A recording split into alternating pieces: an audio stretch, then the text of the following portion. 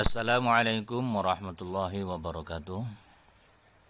Anak-anakku sekalian, kita berjumpa kembali dengan pelajaran fikih. Pada semester genap ini saya akan membahas tentang masalah mawaris atau warisan.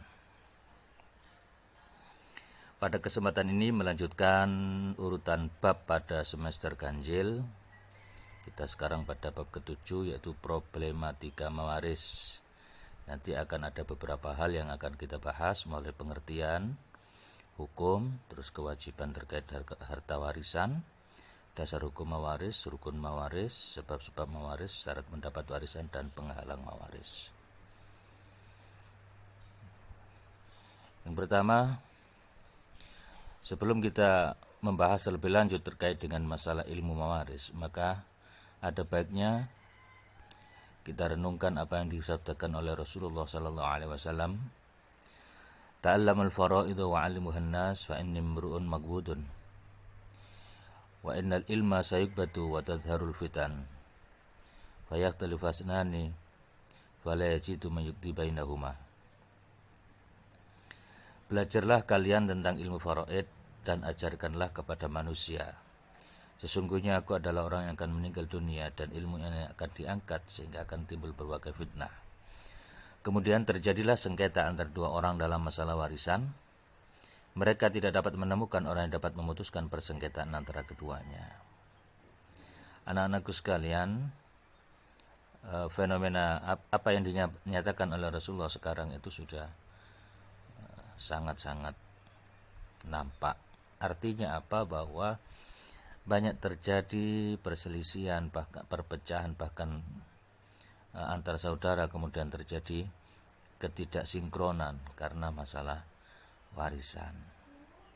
Dan ilmu faraid ini akan diambil, maksudnya apa? Dengan diangkatnya dengan meninggalnya orang-orang yang memahami tentang faraid. Orang menganggap bahwa mempelajari faraid bukan sebagai sesuatu yang penting.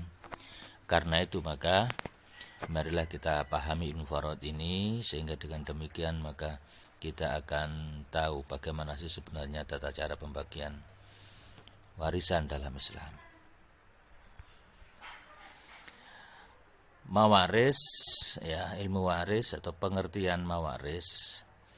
Mawaris atau faraid. Mawaris merupakan bentuk jamak atau plural dari miros, atau biasanya disebut juga ilmu faraid. Faraid bentuk jamak juga dari kata faridah. Mawaris menurut bahasa berarti berpindahnya sesuatu kepada yang lain. Itu mawaris. Sedangkan menurut istilah adalah berpindahnya hak milik orang yang telah meninggal kepada ahli waris yang masih hidup tentunya, baik berupa harta, ya, benda, tanah, maupun sesuatu hak dari hukum syara. Ya, sesuatu hak misalkan apa? Masalah utang piutang, ya, hak cipta dan lain-lain, itu masuk dalam kategori hak orang yang meninggal yang bisa berpindah kepada ahli waris. Sedangkan ilmu mawaris berarti adalah ilmu yang membahas tentang ketentuan memindahkan hak milik orang yang telah meninggal kepada orang lain, kepada orang yang masih hidup menurut syariat Islam. Artinya bahwa ketika seseorang itu meninggal, maka kepemilikan harta itu sudah hilang sama sekali, sehingga harus dibagikan kepada ahli waris. Nah, sekarang itu yang sering terjadi kita temui di masyarakat, itu biasanya harta warisan tidak langsung dibagi, tapi di atas namakan iki wis digawe kabeh wong sing urip, anak dan istrinya yang menggunakan itu, sehingga dengan demikian terjadi kerancuan. Anak mestinya dapat berapa, istri mestinya berapa, orang tua mestinya dapat berapa. Mestinya itu dipilah-pilah terlebih dahulu, meskipun kemudian untuk masalah pengalokasiannya mungkin karena anaknya masih kecil, itu masih tetap berada di bawah kendali orang tuanya atau istri dari orang yang sudah meninggal. Ini barang yang perlu diperhatikan sebenarnya seperti itu. Sebab kalau sejak awal tidak diadakan pemilahan-pemilahan, bisa jadi nanti ketika si anak ini sudah besar-besar semua, jangan-jangan nanti akan timbul satu masalah yang tidak diinginkan, sehingga terjadi perpecahan antar saudara, antar keluarga.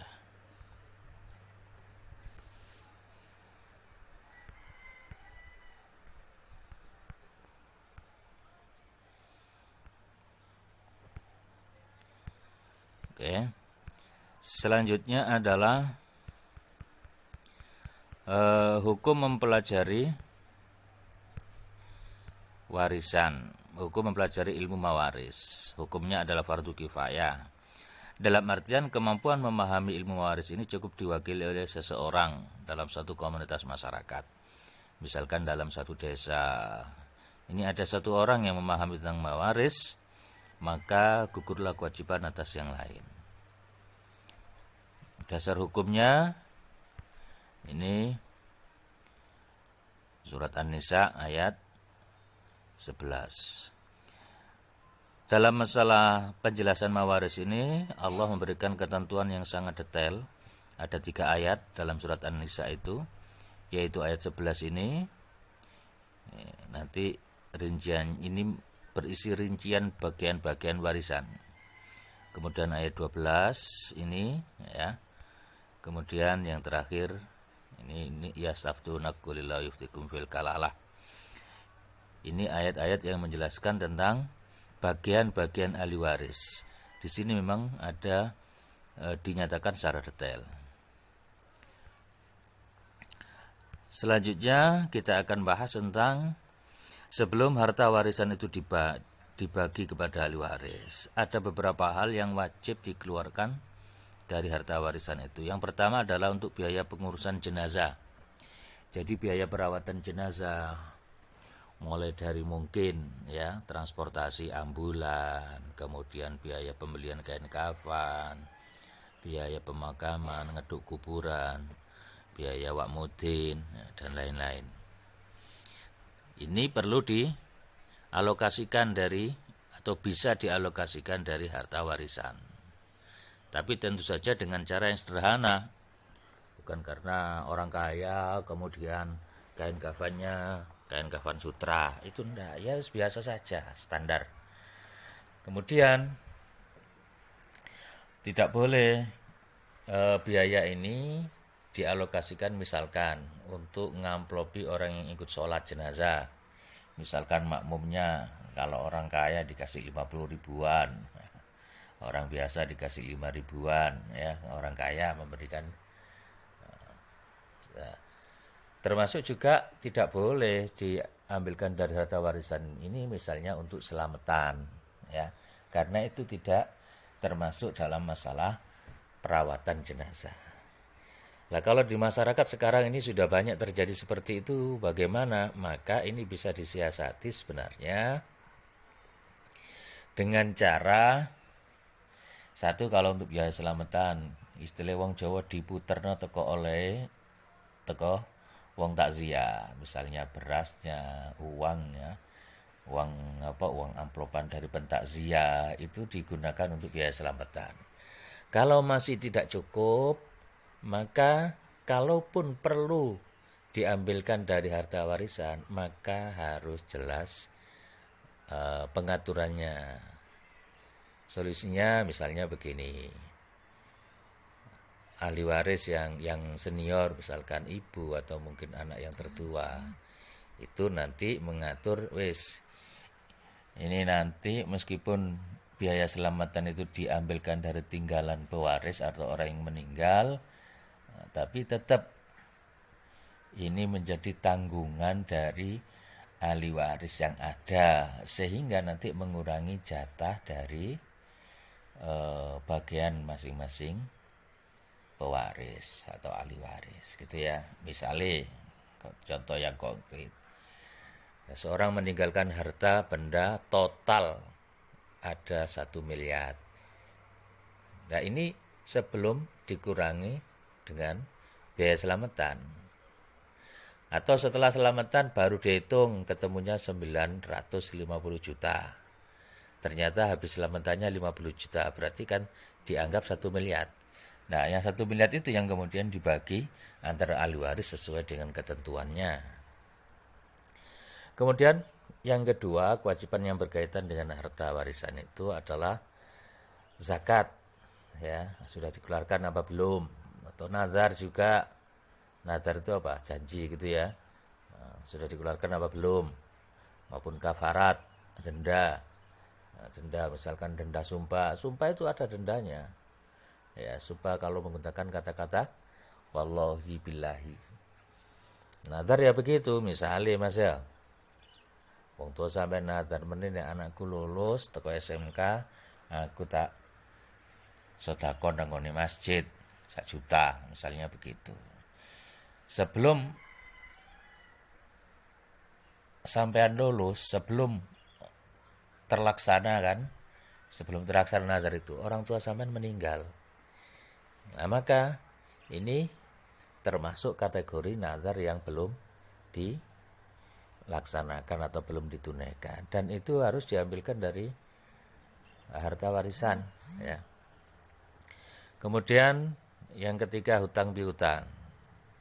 Ini perlu dikeluarkan atau boleh atau wajib harus dikeluarkan dari harta warisan. Nek sampai misalnya sampai entek ya apa? Ya enggak apa-apa, berarti itu kan apa? Memang masih kewajiban dari orang yang meninggal itu sebenarnya. Makanya Nabi dawuh bahwa orang itu nanti amalnya itu bergantung antara langit dan bumi, tidak disampaikan pada Allah, tidak terlaporkan, terpenjara oleh utang. Bahkan Rasulullah pernah suatu ketika akan mensolati jenazah, tanya kepada para sahabat, orang ini punya hutang apa tidak? Punya kanjeng Nabi. Ya, kanjeng Nabi akhirnya tidak mau mensolati. Baru kemudian setelah dinyatakan nanti ada yang menanggung dari keluarganya, beliau mau mensolati. Makanya pada waktu prosesi pemberangkatan jenazah biasanya di masjid itu sambutan atas nama keluarga antara lain memintakan maaf. Yang kedua, apabila hal-hal itu terkait dengan masalah utang piutang, maka harap diselesaikan dengan pihak ahli waris. Biasanya begitu. Artinya apa? Kan sangat-sangat tidak mungkin ahli waris itu tahu semua tentang apa? Tentang utang piutang dengan pihak lain, apalagi kalau tidak tertulis. Maka sebaiknya kalau tidak tertulis itu dihalalkan saja supaya tidak menimbulkan sebuah persengketaan, perselisihan. Bagaimana kalau jumlahnya besar? Ya sudah, itu sudah tergantung bagaimana penyelesaiannya dengan cara kekeluargaan. Kemudian yang keempat, ya, dikeluarkan juga untuk wasiat.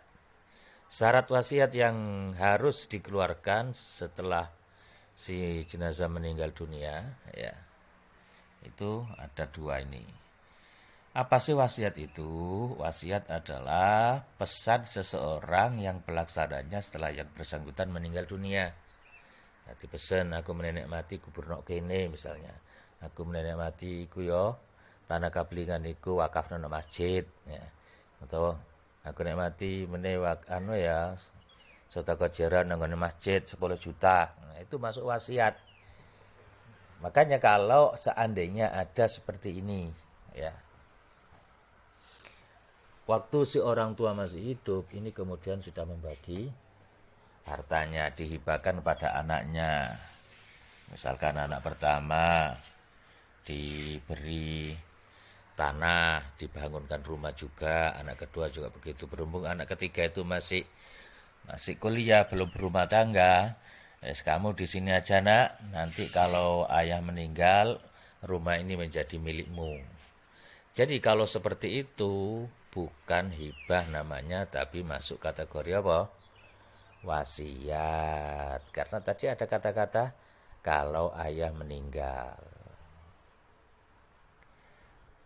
Nah, padahal wasiat itu ada beberapa syaratnya. Yang pertama, syaratnya itu tidak melebihi sepertiga dari harta warisan.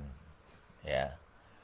Misalkan tadi harta orang tuanya tadi ada 1 miliar total, ya baik aset, ya, harta benda, rumah, tanah, dan lain-lain, kemudian ada uang cash, ada uang tabungan, dan lain-lain, itu ada 1 miliar di total ya. Ternyata rumah yang tadinya akan diberikan kepada si anak bungsu itu melebihi dari sepertiga total tinggalan pewaris. Kalau seperti itu bagaimana? Maka tidak memenuhi syarat yang pertama. Yang kedua, syaratnya ini ada lagi yang lebih tegas lagi, dikatakan tidak ditujukan kepada ahli waris. Sehingga kalau ditujukan kepada ahli waris tidak bisa direalisasikan. Ya. Karena itu maka kasus yang saya jelaskan tadi itu tidak bisa direalisasikan karena kepada anaknya sendiri. Itu ya. Oke, the next. Rukun mawaris, jelas ada orang yang meninggal, orang yang mewariskan, atau pewaris, atau orang yang meninggal, orang yang mewariskan.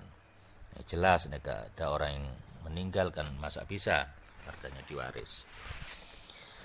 Mau meninggal ini yang dimaksudkan ada yang meninggal hakiki, secara nyata memang meninggal, ada jenazahnya, itu berarti meninggal secara hakiki. Kalau hukmi, meninggal secara hukum, dianggap meninggal. Misalkan kayak pesawat, kecelakaan pesawat kemarin ya, Sriwijaya Air itu kecelakaan, diasumsikan bahwa memang orang tuanya ini ada masuk dalam daftar penumpang itu. Tetapi sampai dilakukan beberapa hari masih belum ketemu juga jenazah, maka itu secara hukum dikatakan meninggal ya. Karena apa? Karena tidak ada bukti fisik ya yang meyakinkan. Kalau seandainya setelah dibagi warisan itu ternyata ujuk-ujuk 5 tahun kemudian, seperti di sinetron-sinetron ya, orang tuanya muncul lagi, ternyata dia terjatuh di belantara hutan Kalimantan, akhirnya kembali pulang. Nah, berarti apa? Ya harta warisan harus dikembalikan lagi sebagaimana keadaan pada waktu si ayah sebelum meninggal ini. Itu kalau meninggal bil hukmi, secara hukum dikatakan meninggal.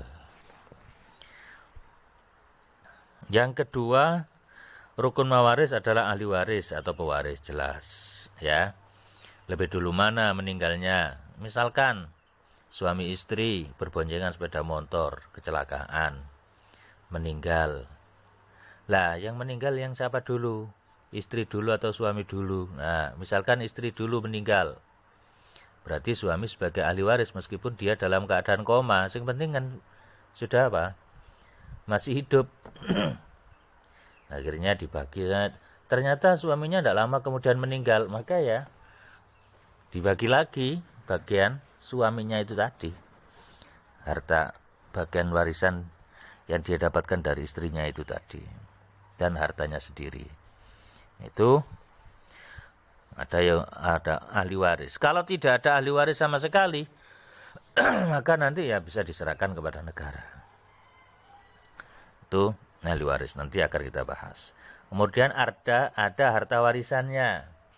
Kalau tidak ada, apaan sih dibagi? Misalnya ada cilik meninggal dunia, si bayi kan gak tuh harta warisan sih ya. Atau bayi tapi punya harta warisan apa? Karena dia dapat warisan dari orang tuanya, tetap meninggal juga, maka ya diwaris, gitu ya. Sebab-sebab mewaris yang pertama adalah hubungan kerabat yang hakiki. Maksudnya apa? Hubungan darah. Jadi anak, orang tua, saudara, orang tua ke atas, mbah dan seterusnya, saudara ke samping, ya, saudara sekandung, ya, saudara tiri juga dapat, anak ke bawah, ya, orang tua, saudaranya orang tua itu mungkin juga, tapi ada ketentuan-ketentuannya nanti. Oke. Itu yang dimaksud hubungan kekerabatan yang hakiki. Sehingga kalau misalkan anak angkat orang tua angkat itu tidak bisa mendapat bagian warisan. Loh, bagaimana kalau seandainya ada orang meninggal dunia, ya, dia tidak punya anak, dia ngangkat anaknya itu sebelum meninggal ya, anaknya itu ternyata sangat berbakti. Ini kalau dalam kompilasi hukum Islam ada solusinya, anak angkat bisa mendapatkan warisan melalui mekanisme wasiat wajibah.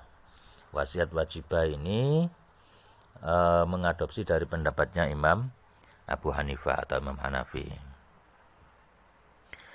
Yang kedua, pernikahan meskipun belum pernah berkumpul. Pernikahan yang sah menurut agama, ya, karena faraid ini membagi menurut agama, berarti ya pernikahan yang sah menurut agama.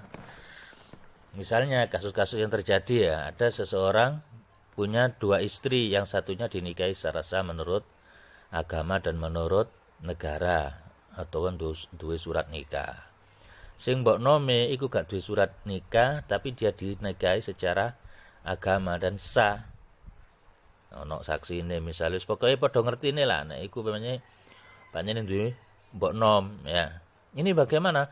Maka statusnya dalam hukum Islam terkait dengan masalah mawaris ya dan lain-lain ya sebenarnya.